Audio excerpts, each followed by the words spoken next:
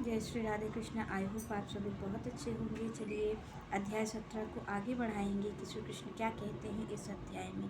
तो यहाँ पर श्री कृष्ण बता रहे हैं कि आखिर जो आप और हम जानते हैं कि पहले लोग तपस्या किया करते थे जिससे भगवान की प्राप्ति होती थी। तो कई हजारों वर्ष तक वो तपस्या कर रहे हैं और तपस्या करके ही भगवान की प्राप्ति हुई है। जैसे आप और हम जानते हैं कि भक्त जो ध्रुव थे उन्होंने भी तपस्या की, वो तपस्या करके ही उन्होंने भगवान की प्राप्ति की है। तो ये तो निर्गुण ब्रह्म का मार्ग है जहाँ पर तपस्या को भी कहा जाता है।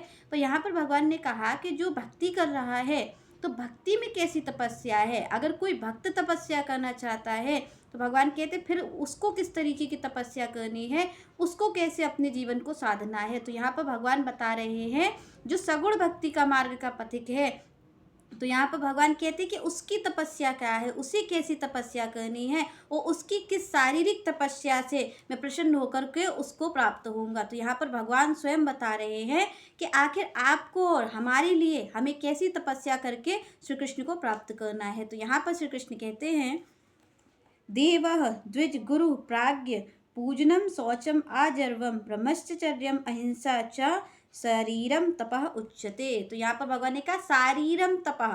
शारीरम तपः का मतलब भगवान कह रहे हैं शारीरिक तपस्या, आपको शारीरिक तपस्या करनी है। और किस तरीके की, तो यहाँ पर भगवान ने सबसे पहले क्या कहा कि क्या क्या करना है। तो यहाँ पर श्री कृष्ण कहते देवा, देवा मतलब देव, जो आपके अग्निदेव हैं और वरुण देव हैं, इन सब देवों का पूजन करना है। तो भगवान ने कहा देवा। दूसरी बात भगवान कहते द्विजा, द्विजा मीन्स ब्राह्मण, जो ब्राह्मण जन हैं, जो संत जन हैं। तो भगवान ने कहा भाई देवों को भी पूजना है, ब्राह्मण को भी पूजना है। यहाँ पर भगवान आगे कहते गुरु प्राज्ञा पूजनम, पूजनम शौचम आजर्वम। तो यहाँ पर भगवान ने कहा कि और क्या करना है। तो यहाँ पर श्री कृष्ण कहते हैं कि अगर किसी को शारीरिक तपस्या करनी है तो यहाँ पर भगवान कहते हैं सबसे पहले उसे क्या करना है, देवा, देव का पूजन करना है। फिर भगवान कह रहे हैं कि ब्राह्मणा, अपने ब्राह्मण का, जो संत जन है उनका आदर करना है, उनका पूजन करना है। और तीसरी भगवान बात करते हैं गुरु पूजा की। तो यहाँ पर भगवान ने कहा है कि भाई गुरुजन संत जन का करना है, और जो गुरु तुल्य माता पिता हैं तो भगवान कह रहे हैं उनकी भी सेवा करना है, उनका भी आदर करना है।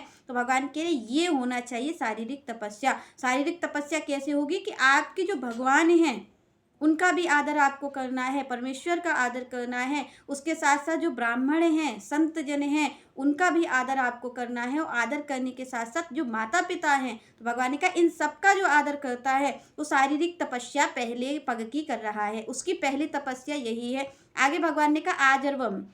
आजर्वम भगवान कह रहे सरलता, सरलता हो मेरे भक्त में, सरल स्वभाव का हो, निर्मल स्वभाव का हो, कोई छल कपट उसके अंदर ना हो। तो यहाँ पर भगवान कह रहे हो फिर पवित्रता, पवित्रता कि जीवन उसका सही हो, वो कोई गलत कार्य न करता हो, वो कोई चीज़ से दूषित ना हो, उसमें कोई गलत भाव ना हो। तो भगवान ने कहा ये चीज़ पवित्रता हो, सरलता हो। यहाँ पर भगवान कहते वो आदर करें, वो जो ब्राह्मण जन है, संत जन है, उसका आदर करे। और भगवान दूसरी बात कहते कि वो शास्त्र सम्मत बात को ही कहे, वो कोई भी अहिंसा ना करे। भगवान ने कहा कि हिंसा कोई भी उसे नहीं करनी है, वो अहिंसा जीवन जीना है। तो यहाँ पर जब भगवान ने कहा कि सरल हो, सरल हो, तो यहाँ पर भगवान कहते वो किसी से छल कपट ना करे, किसी से बनावटी बात ना करे।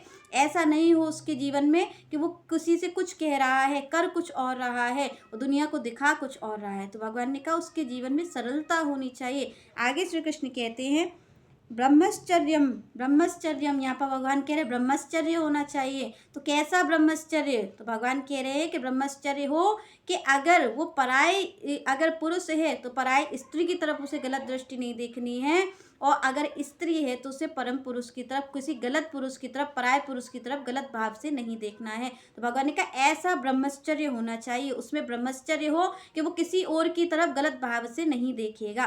तो आगे भगवान कहते हैं अहिंसा च शारीरम तपः उच्यते। तो भगवान ने कहा अहिंसात्मक हो, उसमें किसी भी हिंसा का भाव ना हो, वो किसी प्राणी मात्र को भी दुख पहुंचाने का कार्य ना करे। भगवान ने कहा भाई वो ऐसा होना चाहिए अहिंसा कि वो किसी को भी, चाहे वो एक चींटी हो और चाहे वो मनुष्य हो और चाहे वो कोई भी हो, तो भगवान कहते हैं वो किसी को भी दुख देने का प्रयास ना करे। ये है शारीरिक तपस्या, उसको किसी भी तरीके की हिंसा नहीं करनी है। चाहे वो पेड़ पौधे हों, चाहे वो कोई मनुष्य हो, चाहे वो कोई पशु हो। तो यहाँ पर भगवान कहते हैं उसे सभी के प्रति दया भाव रखना है, उसको सभी से ही प्रेम करना है, किसी पर भी हिंसा नहीं करनी है। तो इस तरीके से उसे करना है। तो यहाँ पर भगवान कहते हैं और जो वो बात कहे, अगर वो किसी चीज़ की बात को कह रहा है तो भगवान कहते हैं उसे शास्त्र सम्मत बात ही कहनी चाहिए, जो शास्त्रों में लिखी है। तो भगवान कहते हैं उस शास्त्र को ही वो बात कहे, पर वो सही बात को कहे। यहाँ पर भगवान ने कहा है कि वो धर्म का पालन कब करेगा, जब वो शास्त्र सम्मत बात को कहेगा, किसी भी गलत बात को वो ना कहे। यहाँ पर भगवान ने जब सरलता कहा तो सरलता में भगवान इसी चीज़ को कह रहे हैं कि सरल स्वभाव वही है जो आपको शास्त्र कह रहे हैं, आप उसी नियम का पालन कर रहे हो, वो उसी बात को ही कह रहे हो। तो भगवान ने कहा जब कोई इस तरीके का स्वभाव करता है, जब कोई इस तरीके से रहता है, तो भगवान कहते हैं वही उसकी शारीरिक तपस्या है। और तपस्या का फल क्या होता है? भगवान की प्राप्ति। आप और हम जानते हैं कि जब कोई तपस्या करता है, अनेक अनेक संतों ने, आप और हम पढ़ते हैं कि तपस्या की है, और तपस्या करने के बाद ही उन्हें, चाहे वो ब्रह्मा जी हों, चाहे वो भोलेनाथ हों और चाहे नारायण हों, उन्हें प्राप्ति तभी हुई है जब उन्होंने तपस्या की है। तो यहाँ पर भगवान ने स्पष्ट गीता में बताया कि जो शारीरिक मनुष्य है उसको इस कली काल में, इस कलयुग में, क्योंकि भगवान कब इसकी बात कर रहे हैं? द्वापर में कर रहे हैं, जब कलयुग लगने ही वाला है, तब भगवान अर्जुन से इस बात को कह रहे हैं कि आखिर आज का जीव में इतनी सामर्थ्य नहीं होगी कलयुग के जीव में कि ये वो तपस्या कर सके जो ध्रुव जी ने की थी, जो अनेकों अनेकों संतों ने की थी। वो तपस्या तो ये नहीं कर सकता है। तो यहाँ पर भगवान ने क्या, इस तपस्या की मैं बात करता हूँ कि उसमें इस तपस्या को तो करना ही पड़ेगा। अगर उसे मेरी प्राप्ति करनी है तो भगवान ने कहा कि उसे परमेश्वर का, उसे देवताओं का, उसे ब्राह्मण का, उसे संत का, उसे अपने माता पिता का, भगवान ने कहा इनका तो आदर करना होगा। तो यहाँ पर भगवान ने क्यों सबसे पहले कहा कि आप और हम क्या करते हैं? हम सबका तो आदर करते हैं, पर हम इन सबका आदर नहीं करते। आप और हम आजकल के जीवन में क्या देख रहे हैं कि हम भगवान की पूजा करते हैं, बहुत संत सेवा भी करेंगे, दिखावा करते हैं, पर हम उसकी रील्स बनाएंगे, उसकी वीडियोस बनाएंगे कि लोग हमें भक्त समझें। पर हम क्या करते हैं? हम अपने माता पिता का आदर नहीं करते। हम इन देवताओं का, ये जो हमें वायु दे रहे हैं, जो अग्नि हमें प्राप्त हो रही है, जो सूर्य नारायण भगवान है, पर हम इनका आदर नहीं करते।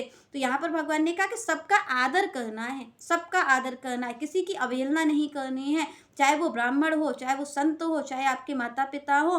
भगवान ने सबसे पहले, बाद में भगवान ने सरलता की और ब्रह्मचर्य की, अहिंसा की बात की, पर भगवान ने सबसे पहले इसी चीज़ को कहा है कि आपको अपने जीवन में आदर लाना है, संतों के प्रति, अपने माता पिता के प्रति, अपनी इस प्रकृति के प्रति। जब भगवान ने यहाँ पर कहा कि आपको आदर करना है देवताओं का, तो देवताओं क्या है? ये पंचभूत जो प्रकृति है, यही तो सब है। तो यहाँ पर भगवान ने कहा भाई प्रकृति का भी आदर करना है। जब प्रकृति का आदर जीवन में होगा तब कोई भगवान की पूजा कर सकता है। भगवान ने कहा सबसे पहले जो मेरे बनाए हुए हैं उनका आदर करना सीखो, उसके बाद मेरी प्राप्ति होगी। तो भगवान ने तपस्या के मार्ग में सबसे पहले ये कहा कि भाई गुरुजन, ब्राह्मणजन, संतजन और गुरु तुल्य माता पिता, इनका ही आदर आपको सबसे पहले करना है। उसके भगवान बात में कहते हैं कि सरलता हो आपके जीवन में, कोई छल कपट ना हो, कोई आप बनावटी बात ना करते हो, और जो भी आपके जीवन में हो रहा है तो भगवान ने कहा वो शास्त्र सम्मत होना चाहिए। आप जैसे जीवन में आचरण कर रहे हो, आप अपने जीवन में जैसे रह रहे हो, तो भगवान ने कहा वो शास्त्र सम्मत जीवन होना चाहिए। आप अपने मनमुखी चाल से जीवन को ना जी करके शास्त्रों की आज्ञा से जीवन को जिए।